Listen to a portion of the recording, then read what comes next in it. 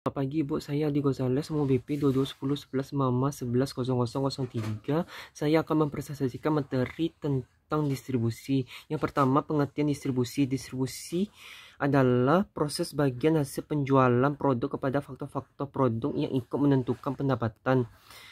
Distribusi dalam konsep perspektif Islam, peningkatan dan pembagian bagi hasil kekayaan agar sirkulasi dapat ditingkatkan dan tidak hanya beredar di antara golongan tertentu saja, serta dapat memberikan kontribusi ke arah kehidupan manusia yang lebih baik. Tujuan distribusi yang pertama, Islam menjamin kehidupan tiap pribadi rakyat serta menjamin masyarakat.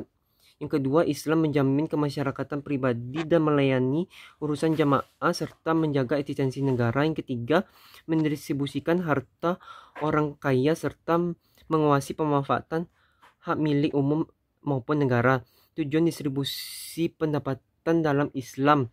Yang pertama, tujuan dakwah. Tujuan dakwah dalam distribusi pendapatan dapat dilihat dari penyaluran zakat. Contoh penyaluran zakat kepada para mualaf yang memiliki tujuan dakwah untuk orang kafir yang diharapkan keislamannya dan mencegah keburukannya, atau orang Islam yang diharapkan bertambah kuat iman dan keislamannya. Yang kedua, tujuan pendidikan.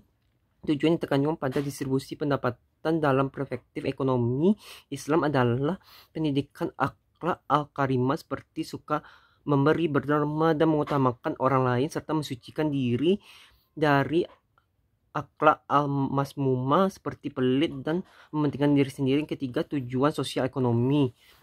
Tujuan sosial dalam distribusi pendapatan adalah yang pertama, memenuhi kebutuhan kelompok yang membutuhkan dan menghidupkan prinsip solidaritas di dalam masyarakat Muslim. Kedua, mengutamakan ikatan cinta dan kasih sayang di antara individu dan masyarakat. Ketiga, mengikis sifat sebab kebencian dalam masyarakat sehingga keamanan dan ketentraman masyarakat dapat direalisasikan, karena distribusi kekayaan yang tidak adil akan berdampak pada kemiskinan dan meningkatkan kriminalitas. Yang keempat, mewujudkan keadilan di tengah masyarakat. Tujuan ekonomi dalam distribusi pendapatan yaitu pengembangan dan pembersihan harta baik dalam bentuk infak sunnah maupun infak wajib. Yang kedua, memberdayakan SDM yang menganggur dengan terpenuhinya kebutuhan modal usaha mereka. Yang ketiga, memberi andil dalam merealisasikan kesejahteraan ekonomi, karena tingkat kesejahteraan ekonomi sangat berkaitan dengan tingkat konsumsi.